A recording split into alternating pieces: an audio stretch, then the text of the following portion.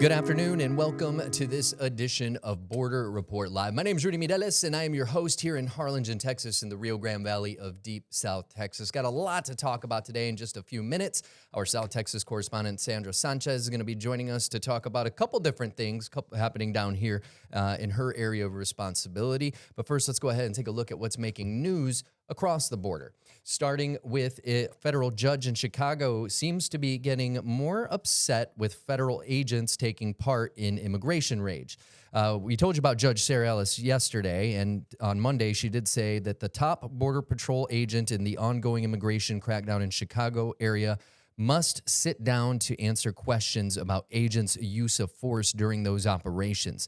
Now, this happened despite her order to use discretion when using chemical agents on protesters and journalists. The ruling came in response to a lawsuit filed by a group of journalists, protesters, and clergy against the Trump administration. They all accuse the agents of using excessive force and deploying chemical agents against peaceful protesters and journalists covering those protesters. Border Patrol Chief Gregory Bovino and two others have been ordered to answer questions from the plaintiff's attorneys for up to 2 hours each regarding federal agents' use of force in the Chicago immigration enforcement operation known as Operation Midway Blitz. In other news, the Ninth Circuit Court of Appeals in Oregon ruled Monday that the Trump administration can deploy the National Guard to Portland. The three-judge panel made the decision after attorneys representing Oregon and the U.S. Department of Justice made their arguments earlier this month. The decision comes as state leaders fight against the federalization of Oregon state troops by the Trump administration to the U.S. Immigration and Customs Enforcement Facility in South Portland. Earlier this month, U.S. District Judge Karen Immergut ruled in favor of the Oregon's proposed restraining orders, saying the relatively small protests in Portland do not justify the use of federalized forces.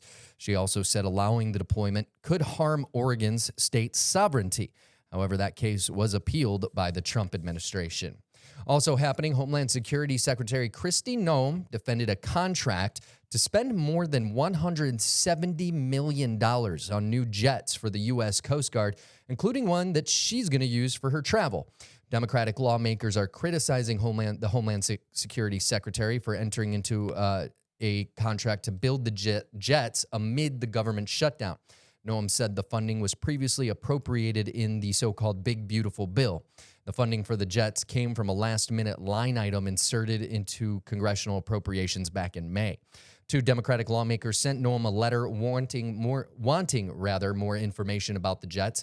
And in part, that letter states the Coast Guard entered into a sole source contract with Gulfstream Aerospace Corporation to procure two new G700 luxury jets to support travel for you and the deputy secretary at a cost to the taxpayer of $200 million. Noem says stays in Coast Guard housing after she received death threats, with the secretary staying in housing traditionally reserved for the Coast Guard's commandant. And I wanted to bring in our South Texas correspondent, Sandra Sanchez. Now, Sandra, you spoke with Congressman Cuellar about a couple different things. Henry Cuellar, Texas, here in the Rio Grande Valley, district here in the Rio Grande Valley, and about a couple different things, but you did ask him about this case with the Secretary Noem and these jets. What did he have to say? Yeah, right, Rudy. Good to be here.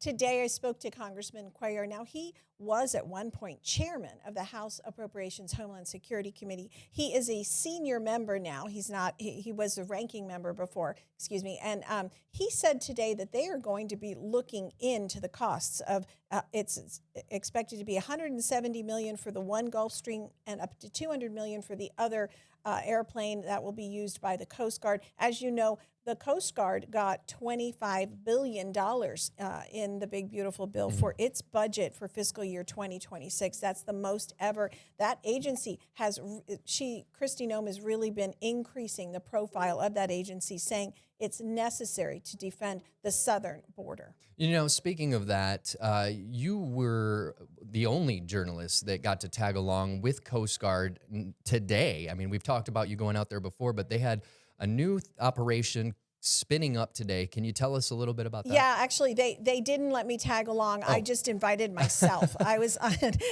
can you smell me? I've been out in the field all day.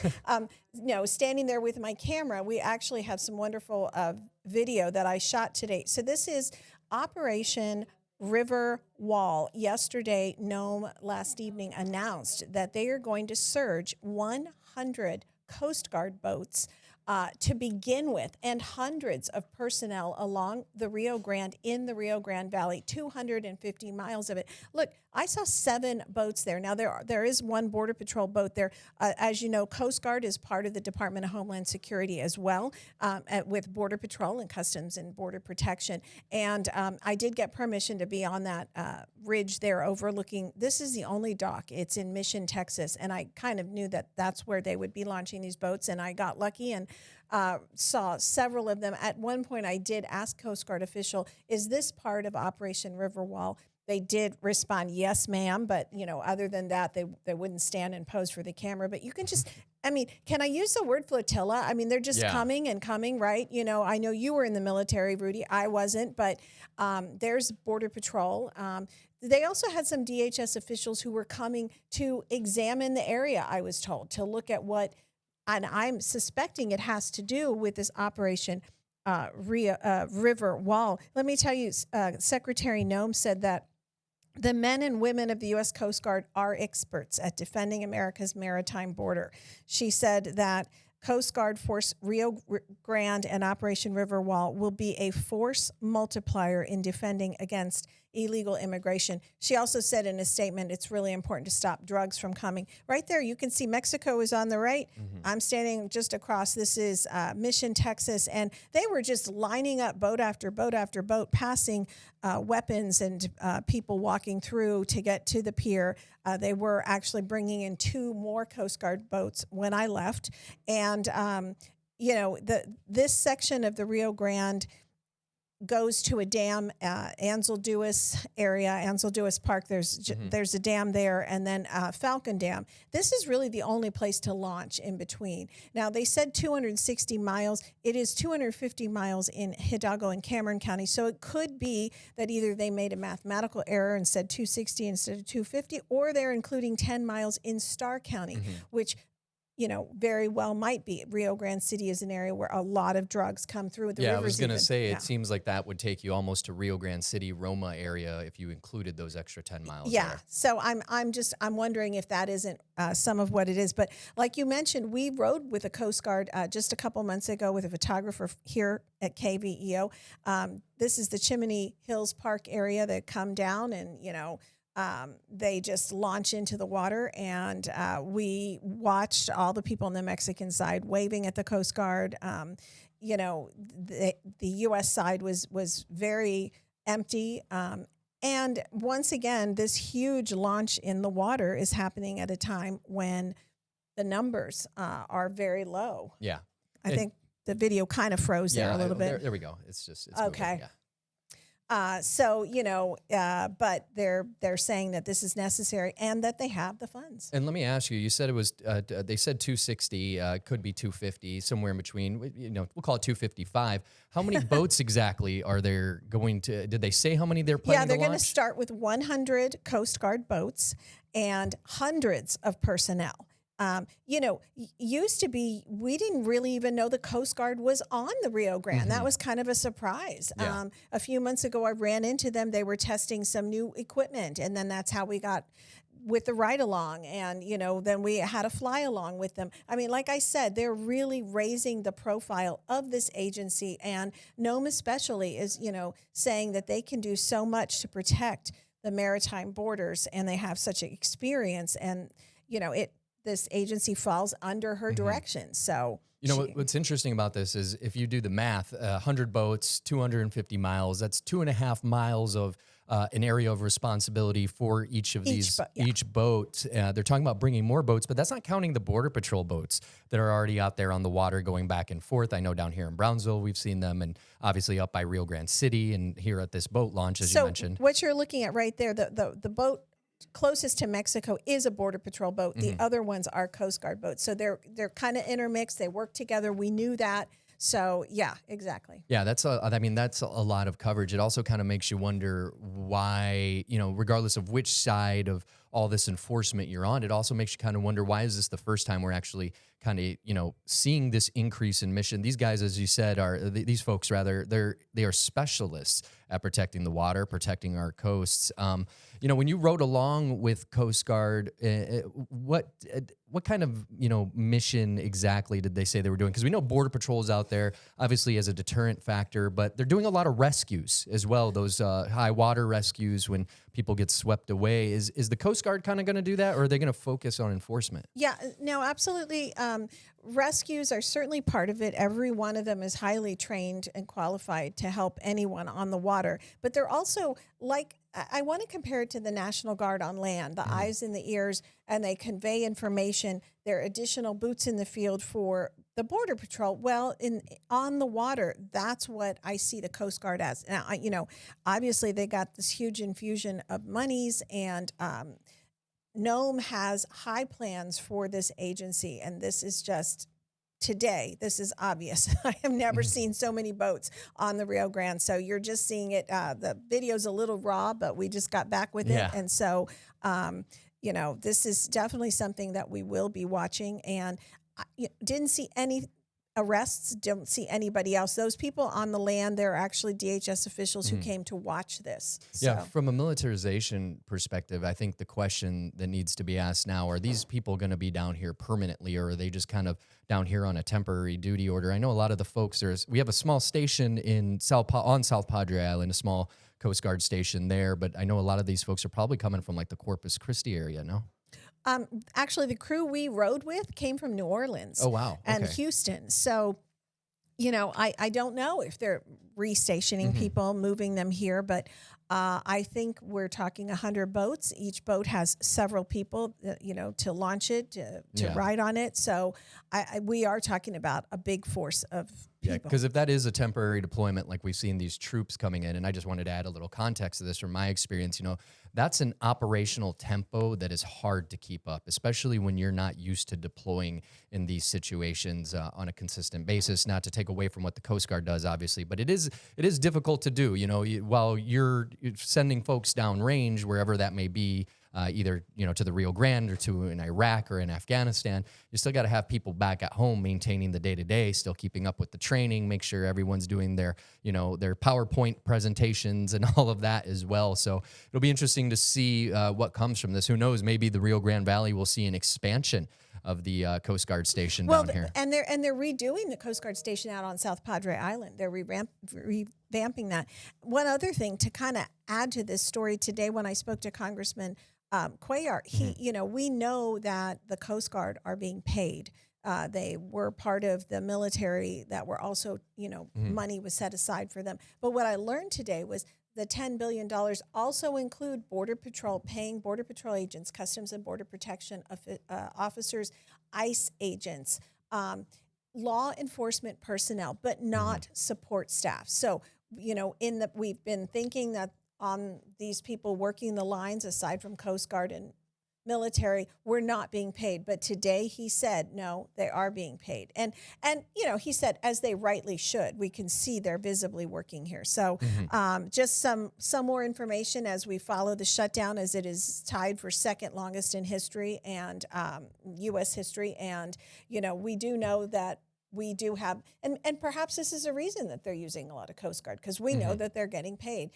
But we do know also that Border Patrol are being paid as well. Yeah, and as far as the military, we still see the deployment. We just talked about it. I think it was yesterday. All the days are kind of running together already. It's one of those weeks, but I think about those Michigan troops, Michigan Army National Guard troops making their way down here for a sixth time since 2020. So, all these troops, it's kind of coming from all directions right down here to the Rio Grande Valley and across the entire U.S. southern border. All right, well, we're going to take a very, very quick break, and when we return, we're going to talk about another type of entry, which is the port of an expansion of a couple bridges, or a bridge down here in the Rio Grande Valley. Fast-tracking bridge permitting. All righty, well, stay with us. Border Report Live is back in 1 minute.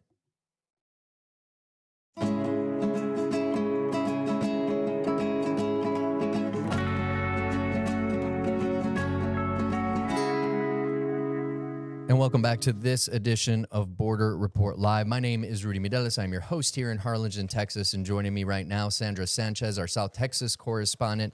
Sandra, we were talking a little bit about, before the break, about this fast tracking to expand international bridges. What can you tell us? Yeah, and I know that we have a package we're going to run, but just to set it up, right now, currently only 3 South Texas counties have this special fast track permitting: Cameron, where we are, Webb, and Maverick. But U.S. Senator Ted Cruz says the Senate has passed legislation that, if it makes it through the House and signed by the president, would expand it to the northern and the southern borders.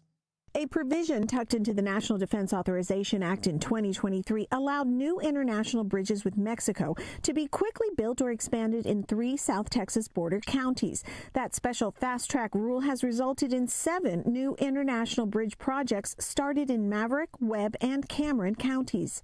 When these bridges are completed, it will result in thousands of new jobs, high-paying jobs throughout the Rio Grande Valley and all throughout South Texas. But Texas Senator Ted Cruz says that law just expired, so he has proposed an amendment in the current NDA Act that would extend this special fast-track bridge permitting process to 2030 and to more borderlands. Is this just still Webb, Maverick, and Cameron counties, or does this extend?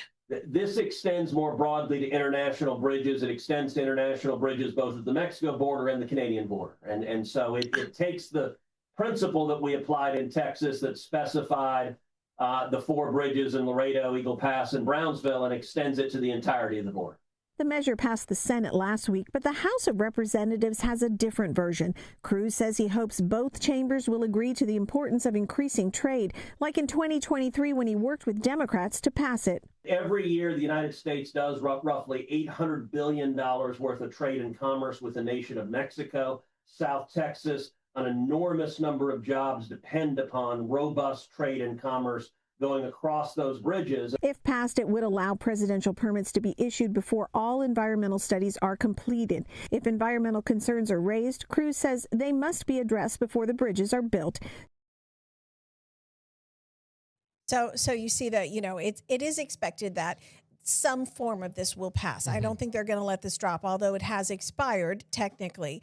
Right now, as you know, the House is not in session because of the government shutdown. They're not there voting on it. So, but Cruz says he is confident, and he actually worked with Henry Cuellar in 2023 to get this first legislation, kind of trial balloon legislation across. But he wants to extend it to the entire southern and northern border. Rudy, that would be 75 international bridges and plus like 15 rail international bridges that could be affected, almost 100 international bridges. We have here one project that is just going to be a pedestrian bridge, for instance. We have a futuristic rail bridge in Laredo that's going to be put up. 7 projects just in these 3 counties. Basically, it allows them to get started. It allows them to do the planning, start the construction while the environmental process is ongoing. If at some point they discover that there are some concerns, there's an endangered species that they've run into, they have to halt it under NEPA, the National Environmental Protection Act. They still have to follow those rules, but they can work at the same time. Normally, it takes about 2 years to get the NEPA data through. And so basically they're saying we're going to work together so we don't have to keep waiting forever. So if he gets this through, it would extend this fast tracking to 2030. Have you heard anything about the kind of skipping the environmental process from these environmental groups? I know we've had a few different folks. Jim Chapman, for example, we've talked to him about this kind of subject before. Have they kind of been speaking out about this? Of course, there's concerns, but at this point, everybody's saying, all of the leaders, the officials are saying that, all the documents still have to be filed. Everything has to be reviewed. Nothing is going to be skipped. We are 2 years into this. They're expanding the World Trade Bridge, for instance, by 10 lanes. So far, I've heard of no complaints. It's a project that is kind of like side by side to the existing project. But again, you're going to be expanding onto new lands. There could be some type of animal that they find, some concerns that water pollution that could happen. But so far, that seems to be going fine. And as he mentioned, $800 billion a year in trade. And, that is just on the southern border. Mm-hmm. So what could be potential for the northern border? And, it's interesting, too, because as we've discussed here on the program on Border Report Live, that, there's been these changes for Mexican truckers or truckers who don't speak English as their primary language to kind of stop them from, traveling within the U.S. if they're not proficient enough to read whatever it may be, stop signs or signage or these things. And we know here in Texas, for example, DACA recipients will not be able to renew their CDLs to drive trucks. So the one thing that really piqued my interest about this is that you had mentioned the rail bridge expansions. Is there any other, kind of talk about maybe building more rail? I know there had been at one point out towards El Paso, but did the senator mention anything about that? No, he didn't. But, and I think we've mentioned it before, this futuristic rail that they're going to build, that they're looking to build in Laredo is basically completely AI. It's completely robots. And they will fill these boxes. They will go over. They will be, and it'll be on top of the existing rail bridge. They're going to have these lanes. The animation is very futuristic, crazy. I think that if that one works, I think we're going to see more of those along the border, southern and northern. I think it's something to watch. Yeah, and after we talked about that story a couple weeks ago, or might have been a couple months ago now, but when we talked about that, I kind of realized something, that it's very similar to what you're seeing in these major ports when we're talking about shipping ports like Los Angeles, New York, Long Island area, even Houston. A lot of automation happening there, so it's almost like rail is now catching up to what ships have been doing a little bit. Yeah.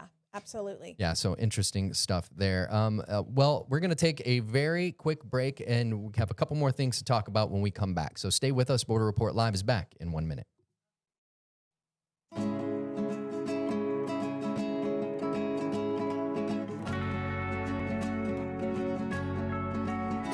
And welcome back to Border Report Live. My name is Rudy Mideles, your host here in Harlingen, Texas, in the Rio Grande Valley of deep South Texas. Bringing our South Texas correspondent, Sandra Sanchez, in one more time. As if you haven't been busy enough today, we're going to basically make the whole show about you. Love it. Well, tell us a little bit about some new fees when it comes to some of these humanitarian parole, is it? Yeah, crazy. They have announced, this was in the Federal Register, that every migrant who receives humanitarian parole after last Thursday, October 16th, will pay a $1,000 fee for this parole. In the past, there was no fees. And there were fees if they wanted to be on something called alternatives to detention, and that's completely different. This is just to be released. And so this does not include anyone who is just applying for it. What will be really interesting is there are many people who are in detention facilities currently. They want to be released on parole. Now, will DHS suddenly be releasing a lot of people at the option of, well, you pay the federal government $1,000 a head? We could see that happening. We might not, but we could. It's we've been waiting for lots of releases, and there have been every month when CBP releases their numbers, they brag that there have been no catch and release, that everyone is who comes across the border is put into detention or returned. I mean, they're just not tagging them and releasing them as the Biden administration had done, under their protocols for years. But there are some exceptions to this $1,000 fee. If someone has a medical emergency and they can't wait to apply and get the visa and everything, they would not be charged if it's a life-threatening medical emergency, or if their parents, they're the parents or guardians of someone who is having a life-threatening medical emergency. If the non-citizen who has applied is donating an organ or another tissue for transplant and they need to be admitted into the United States to give this organ, they don't have to pay the fee. Or if they have the relative whose death is imminent and that relative is in the United States, then they don't have to pay that fee. Or if they're attending a funeral of a close family member, or if they have an adopted child with an urgent medical condition. So the only other exception is if they are coming to attend a U.S. immigration court hearing, they don't have to pay that fee. So But that's a big price for migrants to pay, especially when they won't have a work permit, right? All right. Well, thank you so much for joining us today. I feel like you were carrying us all today on the program. Thanks for having me, Rudy. All righty. Well, before we go, did want to remind you that sometimes maybe you can't watch a Border Report Live episode.